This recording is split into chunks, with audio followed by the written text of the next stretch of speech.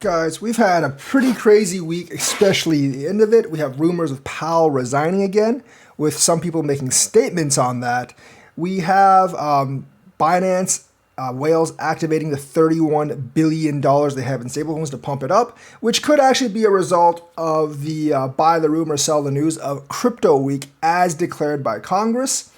And of course, we also have news that Binance helped develop Trump's stablecoin, USD1, and Tron is strengthening its role in stablecoins. So we'll talk about all of that.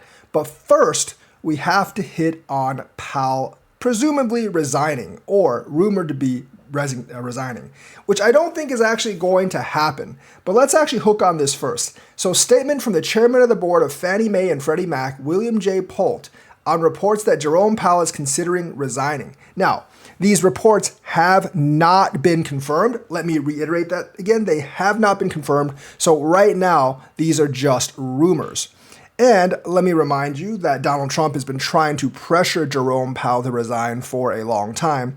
And Trump would rather Powell resign than try to fire him because that would cause panic in the economy. No president, I believe, has ever fired a Fed chairman before. And Jerome Powell, I think most people think, is doing pretty well as Fed chairman. Trump doesn't like it because he's not giving massive rate cuts and he wants his stooge in that place. But here's the thing. I think there's another reason that Trump wants Powell to resign voluntarily, because if Powell, or he doesn't want Powell to resign, he just wants Powell to cut the rates, except for instead of a guy that he puts in. Because if Powell cuts the rates and then it goes wrong and inflation soars again, then he can find some way to blame Powell, saying like, well, you know, he shouldn't have bowed and he cut the rates. He's the Fed chairman. He's the responsible for that, because, you know, Trump never really likes to take responsibility.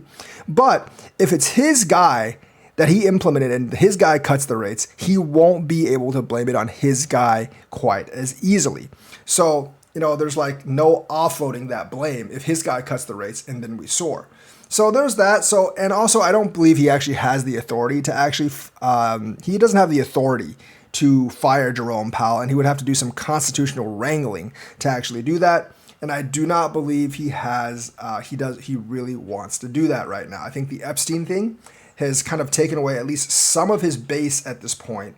And he doesn't really want to erode that even further with firing Jerome Powell, but he wants that, what he calls rocket fuel for the economy. But this guy is the chairman of the board of Fannie Mae and Freddie Mac. He's William J. Poult, and he's the one that's commenting on this particular news. Now, like I said, the news has not been confirmed, so it's just in rumor form right now. Jerome Powell has essentially told everyone to go kick rocks so far, and he has said he is not planning on resigning anytime soon. He's going to serve out his term until May, and May is less than 10 months away. So I have my doubts that Jerome Powell is really going to resign anytime soon from his role. And I do think that the slated 2 rate cuts of 25 basis points are probably what's going to happen. Once again, I do believe that the first cut is actually going to be in May. So I wouldn't take too much in these reports that Jerome Powell is considering resigning. I wouldn't be super surprised if he does, because Trump is leaning on him hard, but I would not actually guess that he is resigning based on statements from Jerome Powell himself. The other thing is the trade war has reared its ugly head again. Some of you have been paying attention, have actually noticed. Donald Trump has imposed or is going to impose 35% tariffs on Canada, and even more on things like aluminum.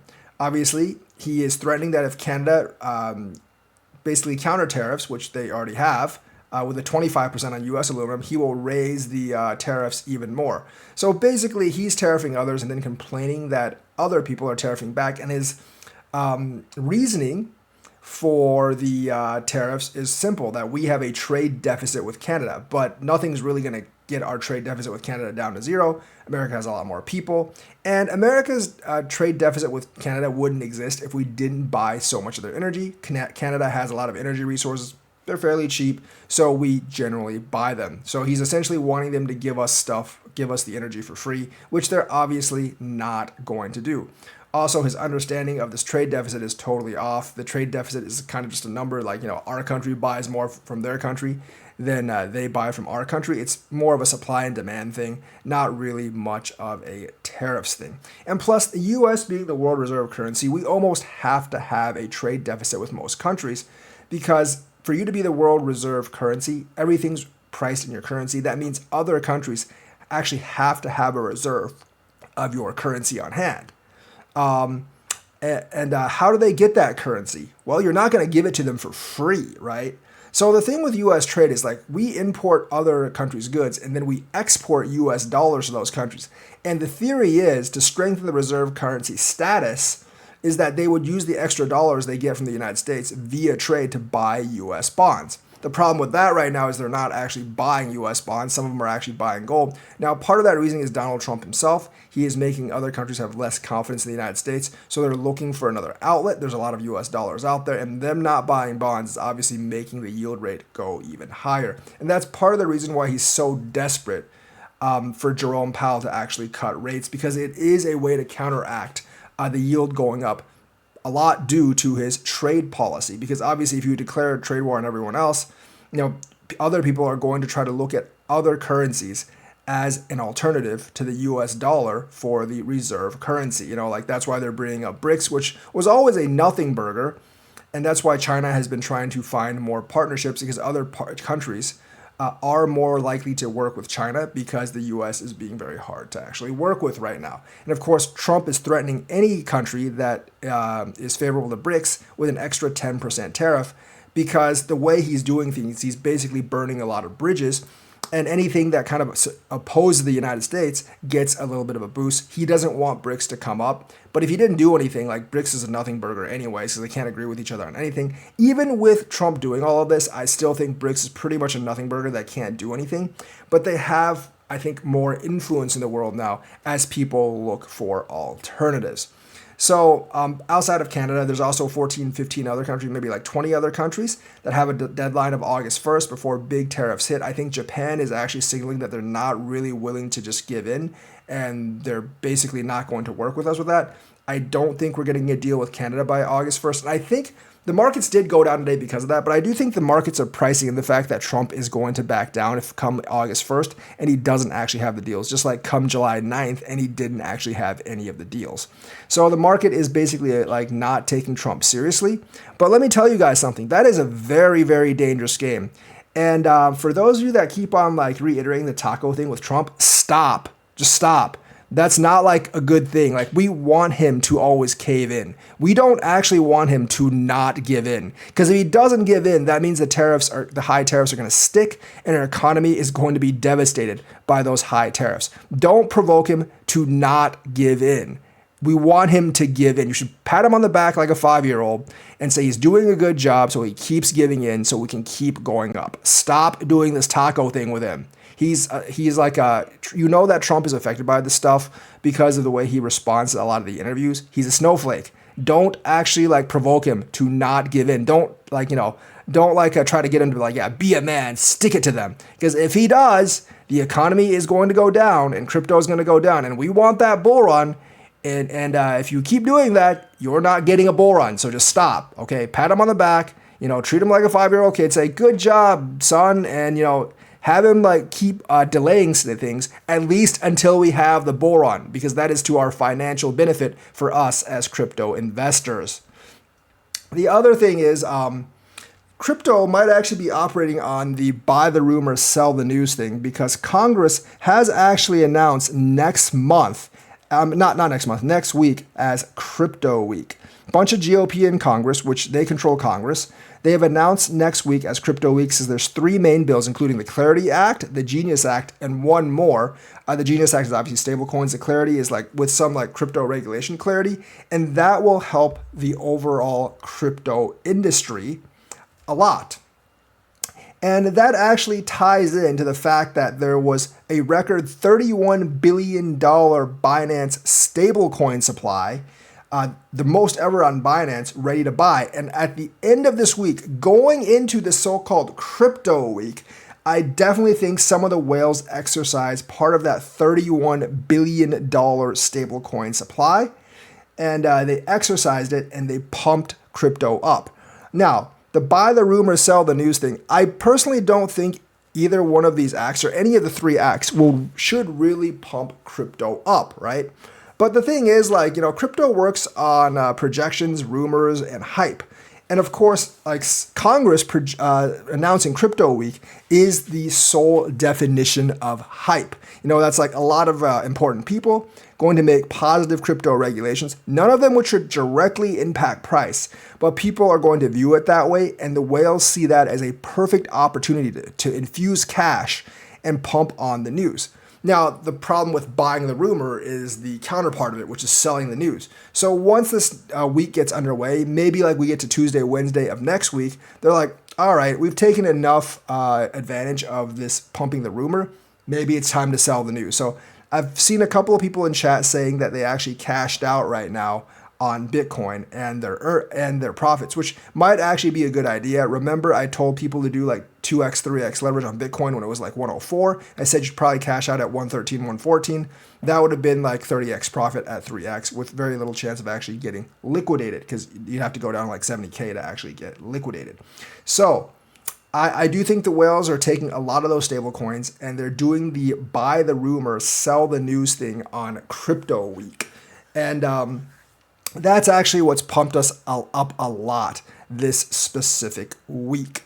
And I wouldn't be surprised if they sold the news during Crypto Week or towards the end of Crypto Week, or if it looks like the bills are not going to move through as fast as they think, things start dropping. And of course, if Bitcoin starts dropping, if it retreats from 118, it does not seem like, at least at this point, we're going to pump into 120 over the weekend. By the way, this video is being recorded Friday night at 11:25 p.m. So if you see this video tomorrow morning, it actually might work differently. But at this point, it does not look like we're going to pump past 120 over the weekend yet. I was hoping that we would pump bullishly into the weekend, but we're kind of slowing in the weekend, which almost makes me kind of think that we might open bullish on Monday. But as the crypto week goes on, people will sell the news, and it might actually come down a bit. So taking a little bit of profit could actually be the right thing to do. And I see some of the people in my chat actually taking profit, especially if you were to leverage 2x, 3x on Bitcoin. Getting that 30, 40% profit is pretty sweet for a couple of weeks of work. And of course, we also have news that Binance has helped develop WLFI, which is World Liberty Financial. That's Trump's stablecoin, which is USD1. So those of you that are projecting that Binance is going to come back in the United States, maybe you have a point. I mean, Binance.us already has an on-ramp. And obviously, Binance being the biggest exchange in the world, a lot of people still really, really want Binance back, including myself. They have more coins. Their tech support is generally better.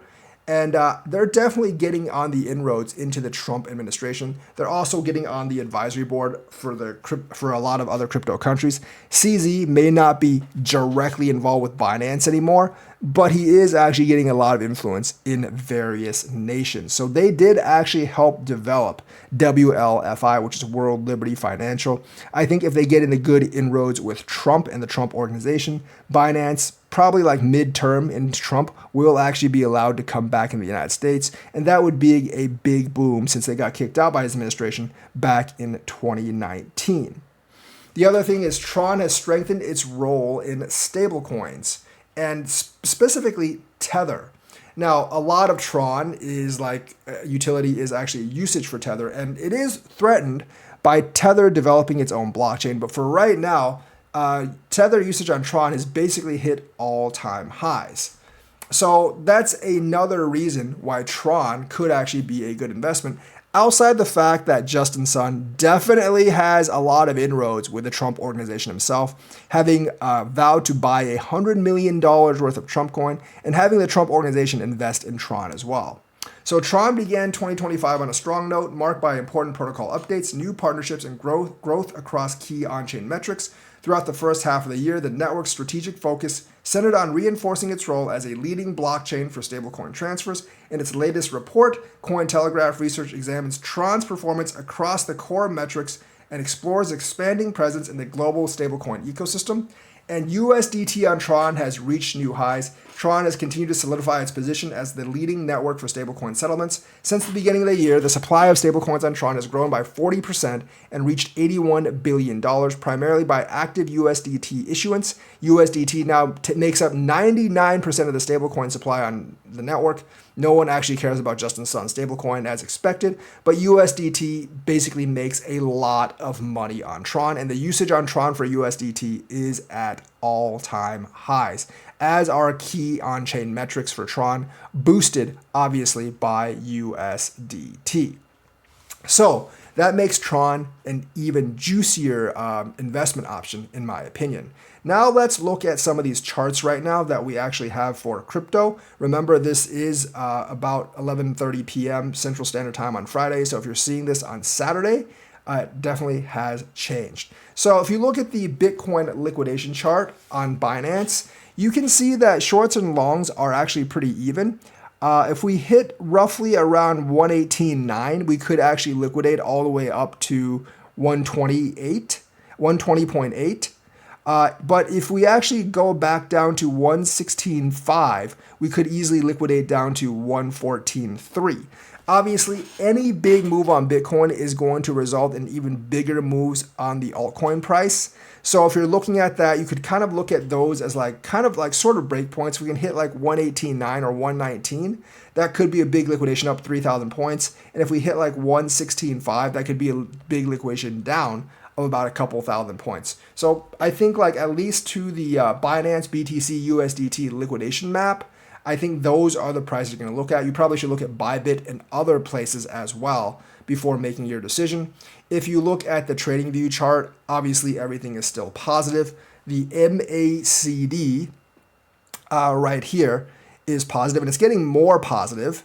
And of course, the 50 is well above the 200, signaling that we still have more room to go. And obviously, the liquidity signals on Binance do actually point to a higher price as of right now. However, we know how the buy the rumor, sell the news thing can actually affect things, like I've mentioned earlier. So maybe taking some profits is actually good. But there is one more thing that really worries me, is that the volume has not gone up. So even though the $31 billion that in stablecoins that have stocked on Binance does give me some hope, I don't know if there's enough retail buys to really make us go parabolic. And yes, the last 2 days of altcoin pumps have been nice, but that is still not a parabolic rise. We are still way below where we were in January and February, even though Bitcoin is about 10,000 points higher than when we peaked in January and February. So looking on CoinMarketCap, the altcoin index is still fairly low, but we're edging into that greed territory. And with next week's buy the rumor, sell the news thing, with crypto week coming up, that could really be sort of a dangerous play for us. I mean, think about it. We're seeing all these positive technical signals, but whales can just manipulate that at any time. And if crypto week doesn't turn out to be as killer as people think, which, to be honest, let's be honest, these things never really turn out to be as killer as people think, and the bills get stalled or something, that could honestly be a big disappointment. And as I've said, even if the bills go through, they really shouldn't pump up the price of Bitcoin nearly as much as people think, because none of these things are like direct injections of cash into these coins anyways.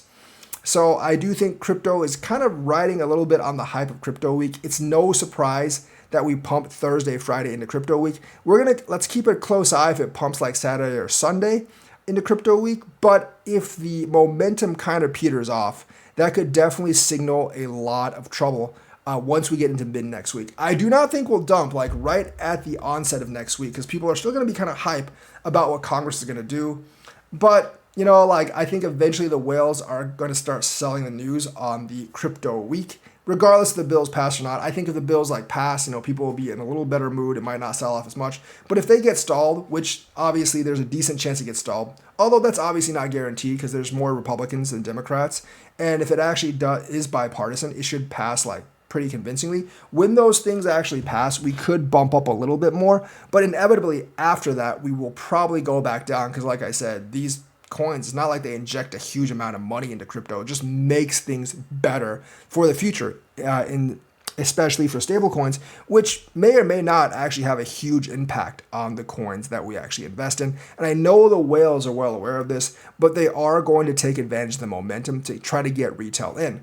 But once again, there might not be that much retail in because the overall economic sentiment is still pretty bad, and also there is just no volume in crypto right now to actually support this pump. Once you see this volume go back to like November, December levels, and you could actually see it coming. I mean, we are like this volume that we have right now in terms of Bitcoin is less than what we had last summer. I think in terms of USD, it might be more because Bitcoin's worth a lot more than it was last summer. But in terms of Bitcoin, it's like way, way less than what we had last summer. And we really, really do need some of that volume to actually go back. Like, if we can get that volume that we had back in March, I would be way, way more confident that we would actually be up for a surge. But we're nowhere near that volume that we had in March or April. And volume is everything when it comes to a bull run, because you need to have, like, especially for altcoins that don't have like an ETF yet. And that's why I think, the run will actually be in the fall, because a lot of the altcoin ETFs will actually come in then. But right now, like, without a huge surge in volume for altcoins, I don't really see altcoins actually being able to sustain a huge rally, or even Bitcoin being able to sustain a huge rally. Because if you guys didn't know, Michael Saylor kind of ran out of money on his last purchase. He missed his first Bitcoin purchase last week, and he's trying to raise $4 billion more to purchase Bitcoin. So for the time being, he's actually sort of out of money, and that does not bode well for Bitcoin investors or the market in general. Once I hear that he's actually successfully raised the $4 billion, I think that cloak will actually kind of lift. But for right now, like, the Bitcoin buys from Saylor is like kind of down. The retail is not there. There's some big whales probably at Binance moving. But if they should actually sell, we could go back down to 106. So that's how it's looking right now. Maybe it'll change by the time this video releases, 10 a.m. tomorrow morning. But according to 11:35 p.m. Central Standard Time on Friday, that's kind of how it looks. So that's the news for today. Let me know what you think. Like and subscribe. Hit that bell notifications button. And thank you, and have a nice day, and happy crypto trading, folks.